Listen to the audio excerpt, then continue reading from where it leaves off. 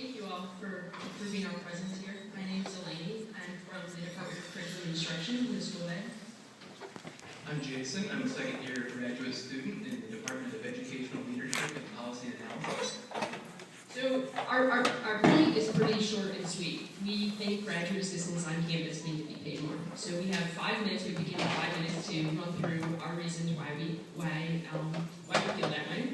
And we had initially hoped to present you all with an action item. We wanted to come forth with a resolution asking you all to support our campaign to increase the take-home pay for graduate assistants on campus. Unfortunately, we weren't able to do that.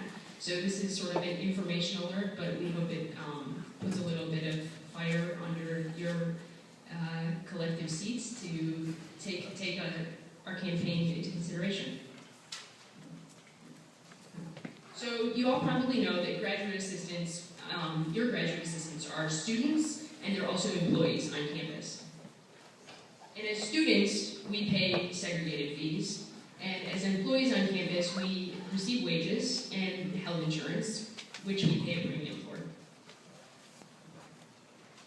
And as you probably know, our SAG fees as students have dramatically increased in the last 10 years, while our wages have decreased and our healthcare premiums have gone up. At the same time, as you all know, cost of living is rising. But I think it's important, given what we've heard today, to highlight these points as we move forward in talking about what the priorities of this university will be. And so I just wanted to show you this right now, what our segregated fees look like.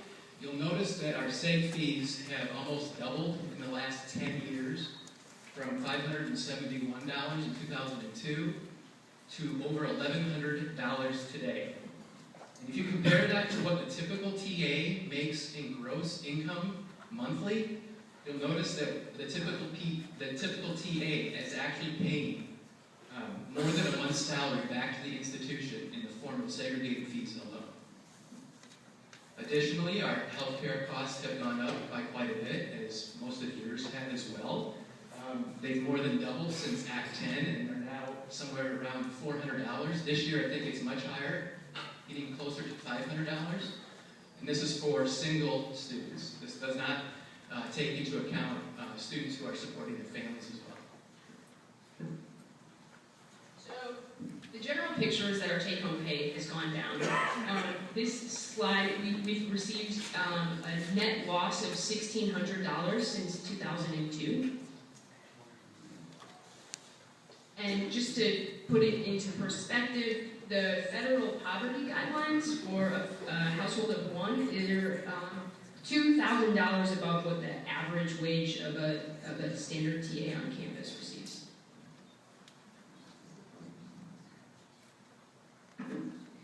And that actually doesn't do the institution any favors.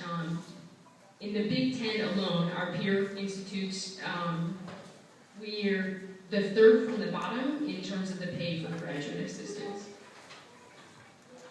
This number is a little bit overinflated for UW because this is calculated for a 50% appointment, and most of our TAs aren't considered 50%. Most are 33 and a third. And you'll see we also are the gap between where UW grad assistant wages compares to just the average in the Big Ten in the last few years. The gap is widening. And so it just further highlights the competitive disadvantage that many departments, and I would imagine you are feeling in recruiting the top graduate students to work with you. One way to address this would be, to increase our take-home pay, right? And there's a couple of ways to do that. Increase wages, but also to remit SAG fees. As you'll notice, SAG fees alone would make up quite a big difference in the gap between us and just the middle of the Big Ten. And honestly, given that we're UW-Madison, we don't feel like it's a lot to ask that graduate assistants here get to the middle of the Big Ten in terms of graduate assistant take-home.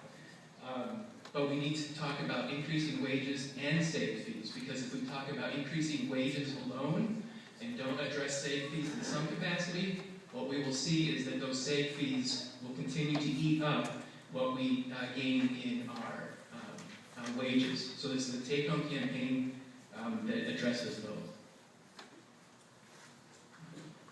So, welcome to the Pay Us Back campaign of the TAA.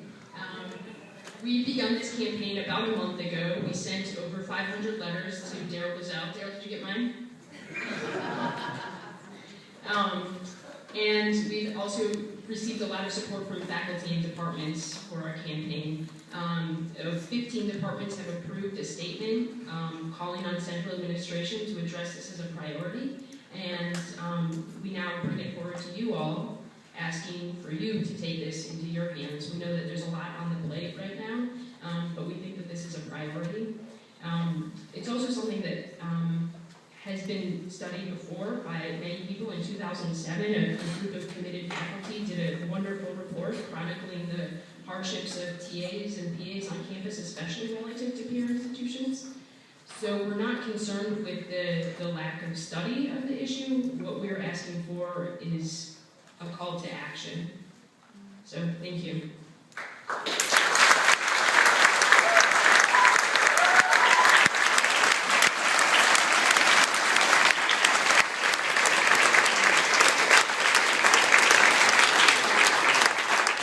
Any comments or questions for